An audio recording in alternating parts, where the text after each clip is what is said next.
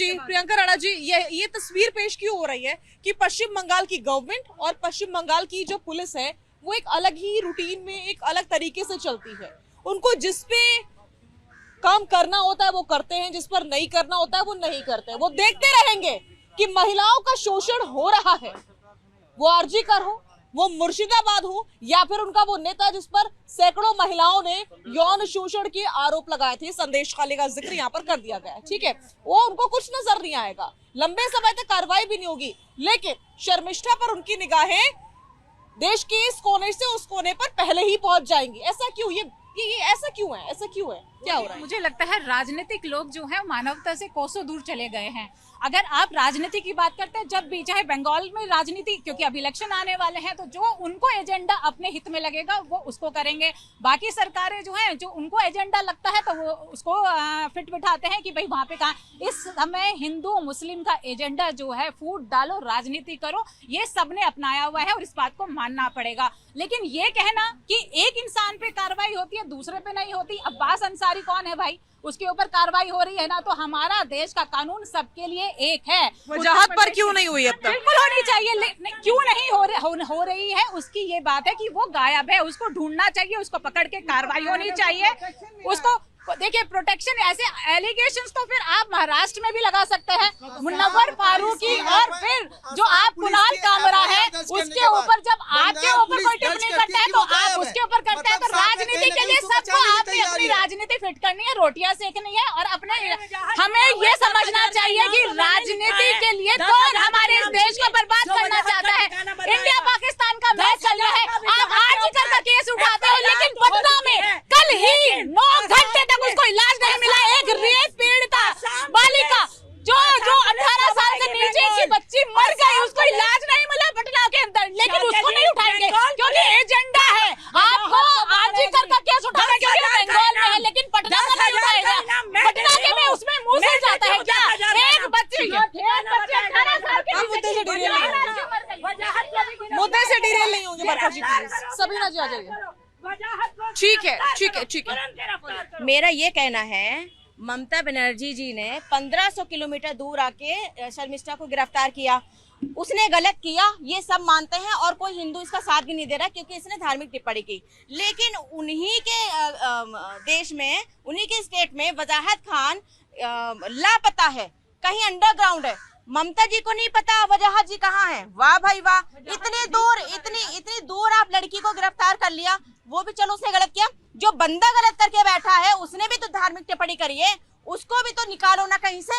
ये पूरा समझ में आ रहा है कि पीछे से भैया हाथ है किसी का, यूं ही कोई गायब नहीं होता, उसको तो कब्र में भी कहीं घुसा होगा ना तो सरकार निकाल लेती है। वजाहत को कैसे नहीं निकाला जा रहा है?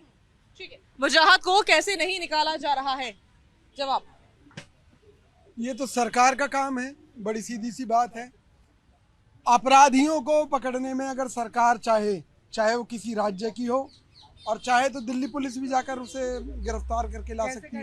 मतलब आप ये बता रहे हैं कि कोलकाता की पुलिस नाकाफी है वजाहत को ढूंढने में? देखिए, कहीं भी मरोड़ सकते हैं सरकार मेरा सवाल सुन ली, आगे आ जाइए मुकेश जी प्लीज। मेरा ये सवाल है, क्या कोलकाता की पुलिस नाकाफी है? नहीं। अगर पश्चिम बंगाल के हालात इतने खराब हैं कि वहाँ दूसरे राज्य की पुलिस को घुसने नहीं दिया जाता या क्रिमिनल्स को बचाया जा रहा है, तो मोदी जी क्या कर रहे हैं? बर्खास्त करें वहाँ की सरकार को, क्यों नहीं बर्खास्त करते? ममता, आप लोग जो सपोर्ट कर रहे हैं, हमारी गठबंधन होने से कोई सपोर्ट नहीं होता। हमारा गठबंधन लोकसभा चुनाव के लिए था, फिलहाल हमारा कोई गठबंधन नहीं है। ठीक है नितिशा जी, फिर से मैं सवाल कुछ उसी प्रकार से दोहराऊंगी कि आखिर इस मुद्दे को हिंदू मुस्लिम तस्वीर के तौर पर क्यों पेश किया जा रहा है? ये ऐसा मुद्दा तो था नहीं, इससे पहले भी हमने देखा शर्मिष्ठा पहली तस्वीर नहीं है या पहली शख्स नहीं है जिसने इस प्रकार की अभद्र टिप्पणी की हो या इस प्रकार का क्राइम किया हो। उससे पहले भी कई लोगों ने किया है और सोशल मीडिया पर तो बड़ा कॉमन सा हो गया है एक दूसरे के धर्मों के बारे में, मजहबों के बारे में उलझुल बातें करना। तो इस बार जब एक्शन हुआ है तो उसको इतना ज्यादा भुनाया क्यों जा रहा है? देखिए, पहले तो मैं ये कहना चाहूंगी कि जो अभी ग्रहों की स्थितियां चल रही हैं कि चतुर्थ भाव भारत के जनता भाव में जो केतु का आकलन है और सिंह राशि में है, तो यहाँ पे दो गर्म तत्व मिल रहे हैं और अभी 7 जून को मंगल भी मिल जाएगा। तो यहाँ पे ये क्लियर कहा जा रहा है कि जनता से संबंधित प्रॉब्लम्स तो दिखने को मिलेंगी। लेकिन यहाँ पे जो हिंदू और मुस्लिम हो रहा है, ये बिल्कुल सही कहा जा रहा है कि अगर आप मुझे गाली दोगे तो मेरे मुंह से भी निकलेगी। यहाँ पे हिंदू मुस्लिम कुछ नहीं है। अगर आप मेरे धर्म को कुछ बोलोगे तो सामने वाला भी आपके धर्म के लिए कोई टिप्पणी करेगा, क्योंकि ना वो आपके धर्म के बारे में पूरा कुछ जान रहा है, ना हम उनके धर्म के बारे में पूरा कुछ नहीं। तो क्या अब ये बापू वाला हिंदुस्तान नहीं रहा कि यदि कोई एक तमाचा मारे तो दूसरा गाल भी आगे कर दो? अब वो हिंदुस्तान है कि एक तमाचा खाओ तो दूसरा जड़ दो। मैं बापू वाले हिंदुस्तान पे जाना चाहूंगी कि एक तमाचा खाने के लिए दूसरा गाल आगे कर दो, ना मैं ये कहना चाहूंगी कि एक तमाचा मारने पे दूसरा तमाचा मारो। मैं बस सीधा सीधा ये कहना चाहूंगी कि आपका धर्म जो भी है और दूसरे धर्म का सम्मान करो। ऐसी कोई टिप्पणी या अभद्र भाषा का प्रयोग नहीं होना चाहिए जो किसी के मन को दुखाए।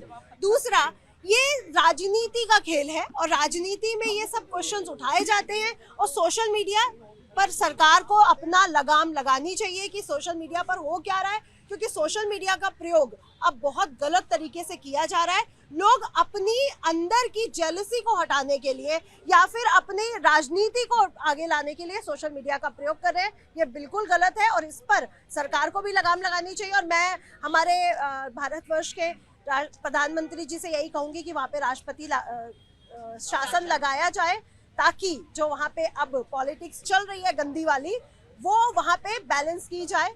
और अगर वहाँ पे राष्ट्रपति शासन लग गया तो ये बैलेंस हो भी जाएगी। ठीक है रीना जी, बार बार मैं इस बात का जिक्र कर रही हूँ कि सोशल मीडिया के हालात बहुत ज्यादा खराब है। सोशल मीडिया शुरुआत में इंजॉयमेंट का एक तरीका हुआ करता था या फिर अपने विचार व्यक्त करने का एक जरिया हुआ करता था, लेकिन आज के समय में हेट स्पीच की बात हम बार बार करते हैं। वो हेट स्पीच सबसे ज्यादा हमें सोशल मीडिया पर देखने को मिलती है। वो जो नफरती भाव है वो सबसे ज्यादा सोशल मीडिया पर देखने को मिलता है। हिंदू हो, मुसलमान हो, सिख हो, ईसाई हो, किसी भी प्रकार की बातें चल रही होती हैं, लेकिन उनके ऊपर कोई खासा एक्शन नहीं होता और शायद यही वजह है कि इन चीजों को बढ़ावा मिल रहा है। क्या सोल्यूशन है इसका, कैसे दिखती है यहाँ पे से? इसका सोल्यूशन यही है कि जितने भी इन्फ्लुएंसर या जो भी कोई आ रहे हैं, उनकी एक आईडी होनी चाहिए।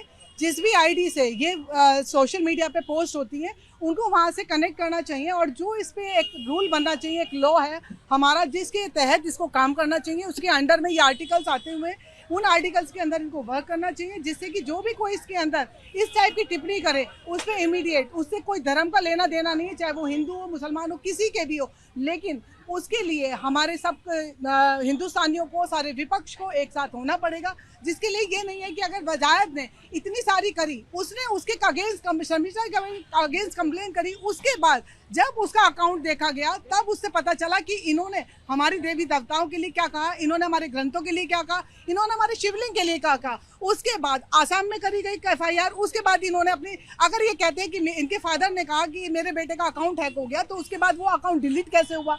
अगर हैक हो गया था तो आपने पहले ही उसको इंटीमेट क्यों नहीं करा? जो कि सबको पता है कि अगर मेरा अकाउंट डिलीट होता है, उससे कोई भी ऐसी पोस्ट आई तो मैं तुरंत उसके ऊपर इन्फॉर्मेशन डालनी जरूरी है। उसके बाद आपने वो भी नहीं करा, उसके बाद आपने सारे अकाउंट डिलीट करे। अगर आपने नहीं करा तो आप अंडरग्राउंड क्यों हैं? और ऐसी राजनीति, ये गंदी राजनीति, ये चलते हुए जो लोगों की आंखों पे पर्दा पड़ा है, जैसा कि मैडम भी बोल रही थी कि सब लोग अपनी रोटियां सेक रहे हैं, वो रोटियां तो कभी से सीखती आ रही हैं, लेकिन जब हिंदुओं की बात होती है, जो हिंदुओं के साथ खड़ा होता है, उसके अगेंस्ट कोई विपक्ष बोलने लगता है, हमेशा उसे उसी समय सारे कानून रूल सारे तब क्यों याद आते हैं जब आप सत्ता में थे, तब क्यों नहीं आपको रूल? बिल्कुल सवाल वाजिब है। और एक बार फिर से सीधा जनता का रुख कर रहे हैं, आप क्या कहना चाह रहे हैं? मैं कहना चाहता हूँ, जैसे मैम ने कही अभी कि सोशल मीडिया बंद होनी चाहिए, ये फिर अपनी आज़ादी फिर कहाँ गई? अभी एक लड़की को अरेस्ट करके कलकत्ता पुलिस लेके चली गई, ये अपनी मतलब एक ही कौम के लिए अपनी आज़ादी है, हम लोग हिंदू के लिए आज़ादी नहीं है। ये सोशल मीडिया बंद नहीं होनी चाहिए, लेकिन ये है कि इसमें आपको लगता है शर्मिष्ठा ने जो किया वो सही किया? अब जब उसकी आजादी है कुछ बोलने की, आपने कोर्ट को सुना, कोर्ट को आपने सुना, आपने कोर्ट को सुना, कोर्ट ने कहा कि अभिव्यक्ति की आजादी है, लेकिन किसी के धर्म को या धार्मिक भावना को आहत नहीं कर सकते। मान ली उसी टाइम उसने तुरंत उसने कहा एक सेकंड, सीरियस क्राइम को अगर कोई क्राइम कर रहा है तो क्या उसकी माफी से वो बात खत्म हो सकती है? वही तो कह रहा हूँ कि हम करे तो गलती है और कोई और करे, सनातन का कोई चीज भी मतलब कुत्ता है, बिल्ली है, कीड़े हैं, मकोड़े हैं, तो उसकी आजादी नहीं है, उसके ऊपर कोर्ट नहीं होता? आप बताओ होता है या नहीं होता?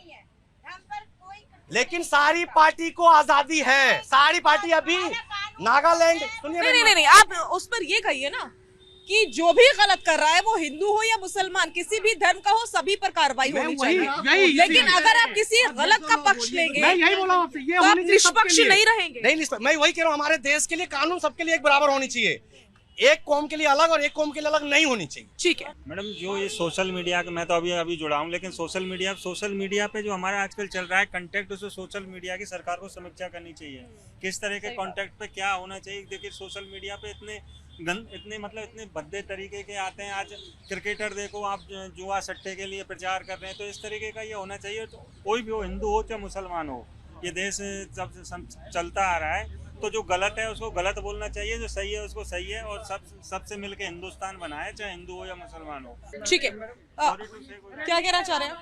मैडम, काफ़ी टाइम से ये देखने में आ रहा है ना कि पक्ष, ये पार्टियां भी ना, ये जैसे विपक्ष जो है वो मुसलमानों की पैरवी करता हुआ नजर आ रहा है, तो जो सत्ता पक्ष जो है हिंदुओं की पैरवी करता नजर, ये सब भी नहीं होना चाहिए, ये भी नहीं होना चाहिए। बिल्कुल सही कहा कि ऐसा हो रहा है, और यही तस्वीर जनता को उलझाए हुए है कि आखिर करे तो करे क्या। कहीं ना कहीं एक तरह से आपको शुभेंदु जी नहीं लगता कि ये गुमराह करने की कोशिश है, और सरकार को इस मामले पर संजीदा होना चाहिए? अगर सोशल मीडिया पर कुछ गलत हो रहा है तो वो गलत है।